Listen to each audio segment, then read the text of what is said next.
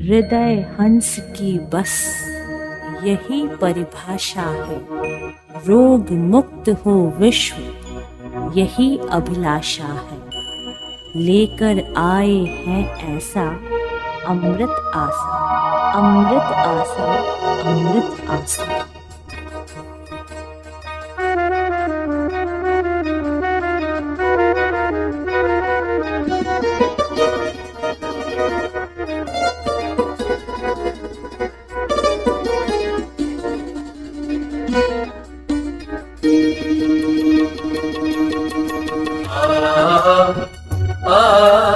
सुना बहुत आसान है।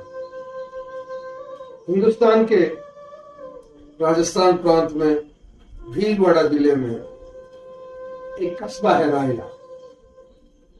रायला चौराहे से ठीक 8 किलोमीटर पश्चिम की तरफ नवग्रह आश्रम सेवा संस्थान मोतीपुर का खेड़ा रायला भीलवाड़ा स्थित है।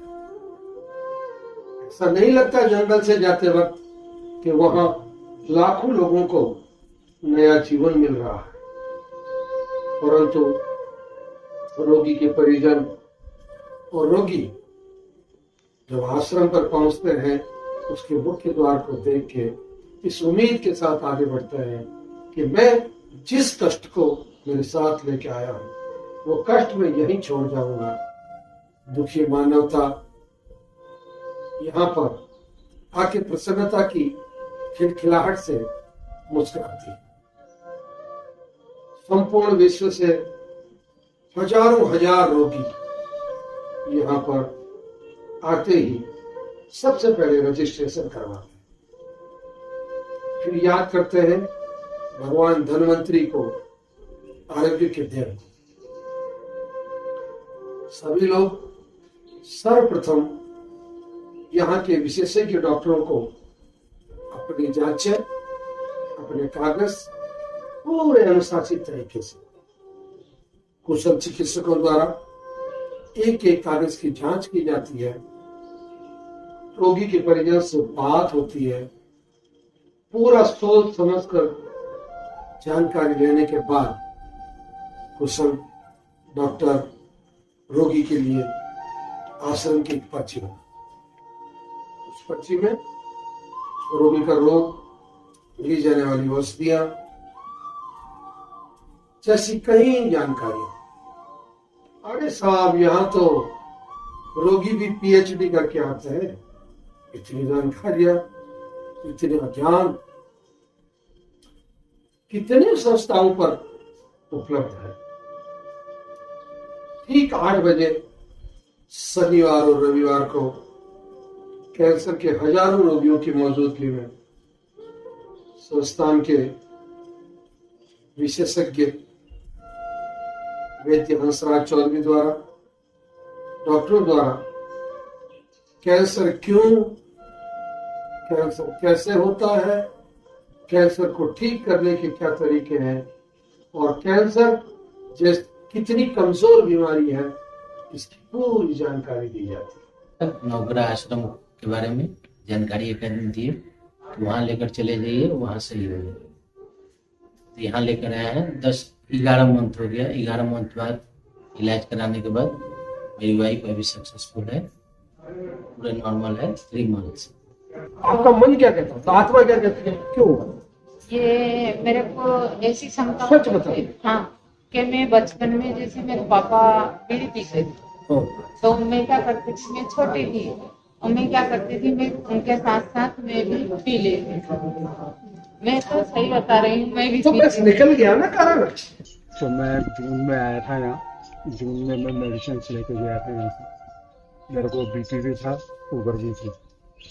तो जून से मैंने अभी तक जो मेडिसिन ली है उससे मेरा ट्रीटमेंट जो है वो 1.51 आ गया नीचे, और बीपी मेरा नॉर्मल हो गया। शुगर मेरी नॉर्मल है। जो मैं अंग्रेजी दवाइयाँ लेता था बीपी शुगर की, वो मैंने छोड़नी है बिल्कुल बंद है। मेरी दोनों चीज़ें नॉर्मल है और किडनी में मुझे अत्यंत लाभ हुआ है। मैंने करीब 1 साल गंगाराम से ट्रीटमेंट कराया और वहाँ के सबसे बड़े डॉक्टर हैं डॉक्टर राणा, उन्होंने कभी मेरे को नहीं कहा कि ठीक हो जाएगा, यही कहते रहे कि आपको सारी जिंदगी भर दवाइयाँ खानी पड़ेगी, ये दवाइयाँ खाते रहो। मुझे कोई रिलीफ नहीं मिला, मैं 2 से ऊपर तक क्रिएटिन वहाँ कभी भी 180 190 से मेरा नीचे नहीं आया। और मुझे किसी ने गाइड किया तो मैं यहाँ आया, 4 महीने से ले रहा हूँ और मेरा क्रिएटिन 1.51 है, नीचे आ गया। शुगर और बीपी मेरी बिल्कुल खत्म है, नॉर्मल है, मेरी नॉर्मल है। तो अंग्रेजी दवाइयों में कोई क्योर नहीं है, उनका दवाइयाँ खाते रहो, फिर डायलिसिस, फिर ट्रांसप्लांट, इसके अलावा कुछ नहीं है। मेरी वाइफ किडनी पेशेंट थी। हाँ जी। तो मेरा डायलिसिस चल रहा था हाँ जी। और किडनी प्रॉब्लम खराब होने के कारण डिलीवरी के टाइम कुछ प्रॉब्लम होने की वजह से किडनी खराब हुआ था और डॉक्टरों ने भी हाथ खड़े कर दिए थे। हाँ जी। ठीक है, और बोला था कि लाइफ टाइम ही डायलिसिस करवाना पड़ेगा और पिस्तुला करवा के आप करिए। ठीक है। हाँ जी। उसके बाद मैं यूट्यूब के माध्यम से श्री नवग्रह आश्रम के बारे में पता चला मेरे को। उसके बाद मैं इधर से आने के बाद दवाई लेने के बाद क्रिएटिनिन मेरा 9.89 ऐसा करके रहता था। ठीक हाँ है। जी। दवाई और परहेज सही लेने के बाद मेरा 15 दिन के बाद 5 क्रिएटिनिन हो गया। हाँ जी। और उसके बाद 5 से जो 2 का सफर मेरे को 3 महीने लगा। हाँ जी। उसके बाद 2 से 1.5 पे आने का समय 1 में से 2 महीने में हो गया। 6-7 महीने में, कम से कम 8 महीने में पूरा ठीक हो गया। कैंसर ठीक करने के 3 ही सूत्र है, चौथा कोई सूत्र नहीं दुनिया में। पहला सूत्र पूरा पूरा आत्मविश्वास, दूसरा सूत्र पूरी पूरी जानकारी आपके पास होनी चाहिए, और तीसरा पूरा पूरा जो लोग ठीक हुए उनको सुने आप लोग। अब YouTube चैनल पे जाएं, YouTube चैनल को सब्सक्राइब करें, तो प्लीज जितनी जानकारी आप लोगों को होगी वो जानकारी ही आपको ये जो कैंसर की बेहतरीनी है ना, इसको पार करें। सदाबहार, सदाफुली, बारामासी, पिंका रोजिया, इसमें 2 प्रकार की, एक तो व्हाइट फूल की आती है, एक गुलाबी फूल की आती है। आपको गुलाबी पिंक कलर वाले फूल की पत्ते हैं, व्हाइट फूल वाली वो आपको नहीं मिलेगी। विज्ञान, आयुर्वेद, आस्था, सेवा, दुखी मानवता को सहारा देने वाला नवग्रह आश्रम सेवा संस्थान उन रोगियों के मन में न सिर्फ विश्वास पैदा करता है, बल्कि उनकी हालत समझकर उन्हें नया जीवन देने के लिए पूरे विश्व का बहुत बड़ा केंद्र है।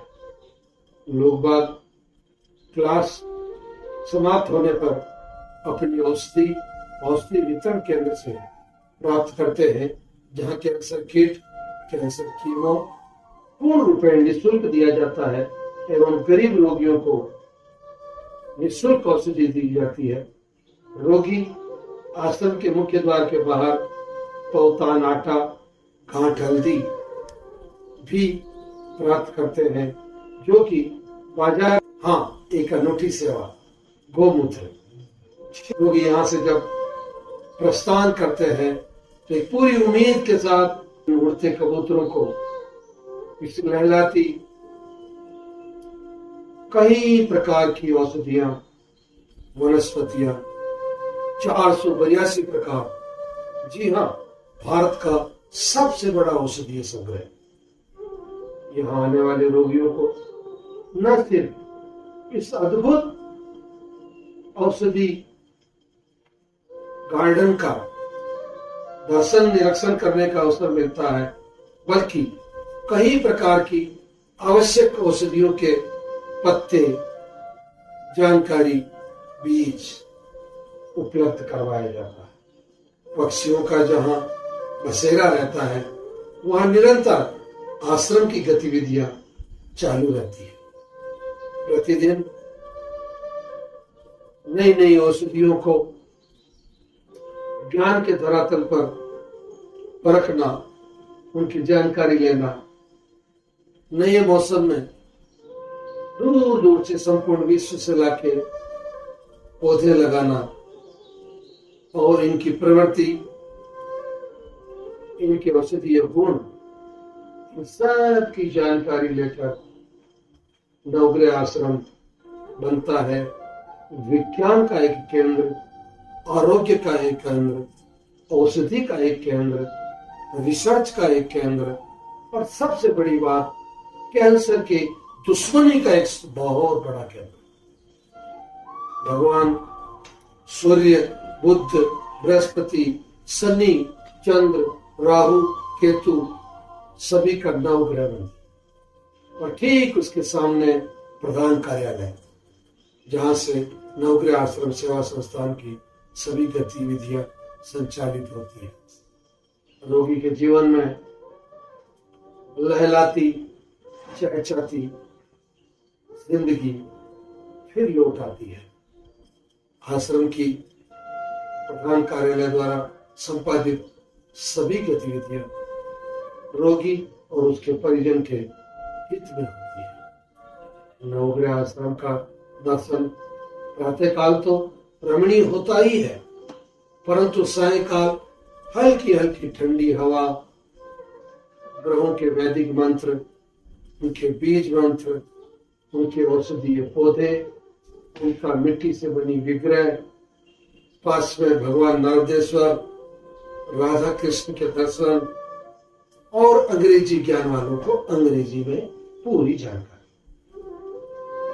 नवग्रह का अनूठा इतिहास संपूर्ण भारत में इस वैज्ञानिक तरीके से एकमात्र यह ग्रहों का स्थान है, जहां माह में एक बार यज्ञ हवन यहाँ की परंपरा में से एक है। दूर दूर तक फैली हरियाली परिजन और रोगी जब देखते हैं तो निश्चित रूप से वो अपने आप को भगवान धन्वंतरी की गोद में पाते हैं। इन पक्षियों का आशीर्वाद, ये परिश्रम का परिचय, 108 पुलित 108 का कुआं जो कि गहरा भी 108 फीट है, ये सुंदर जल राशि, इन कपोलों का कलरव और यहाँ दूर दूर तक फैली हरियाली निश्चित रूप से नवग्रह सेवा संस्थान को एक तीर्थ का दर्जा देती है। 300 के आसपास गौ माता का दुग्ध दोहन आज भी यहाँ पसीन के युग में भी हाथों से किया जाता है। इन गायों का अनूठा विचरण संपूर्ण भारत में 24 में से 19 नस्लों का संग्रह नवग्रह आश्रम पर संपूर्ण भारत का गायों की नस्लों का सबसे बड़ा संग्रह केंद्र, संवर्धन केंद्र और जो यहाँ गायों पर जिस प्रकार की रिसर्च की जा रही है, ब्रीडिंग पर, उनके स्वास्थ्य पर, वो बहुत अनूठा और कहीं नहीं मिलने वाला उदाहरण। निश्चित रूप से नवग्रह आश्रम के इन गौ माताओं के आशीर्वाद से, इस वृंदावन रूपी वातावरण से, इस गोकुल रूपी आनंद से, इन गायों का लंबे चौड़े विशाल क्षेत्र में इन औषधीय पौधों को खाना और उसके बाद में जो इन्हें आहार दिया जाता है उसमें भी 20 से अधिक प्रकार की औषधियों का मिश्रण करके इन गायों से जो घी, दूध, दही, छाछ प्राप्त की जाती है वो अमृत से भी अधिक उपयोगी या अमृत के समकक्ष। गाय दुलार मांगती है, गाय प्यार मांगती है, गाय माँ होती है। गाय को यदि आप पुत्र बन के गाय की सेवा करते हैं तो निश्चित रूप से गाय आपको माँ बन के आशीर्वाद देती है।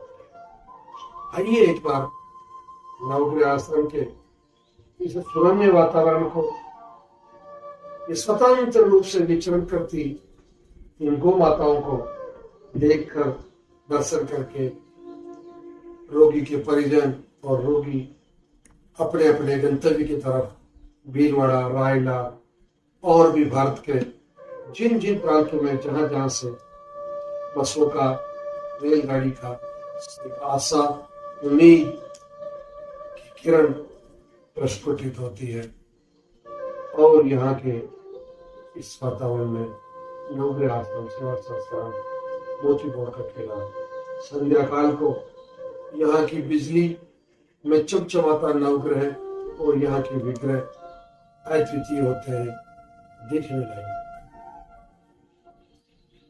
आप सभी से अनुरोध है, एक बार अगर बीमार नहीं है तो भी आए और ऐसे स्थानों को देखें। ये भारत की धरोहर है।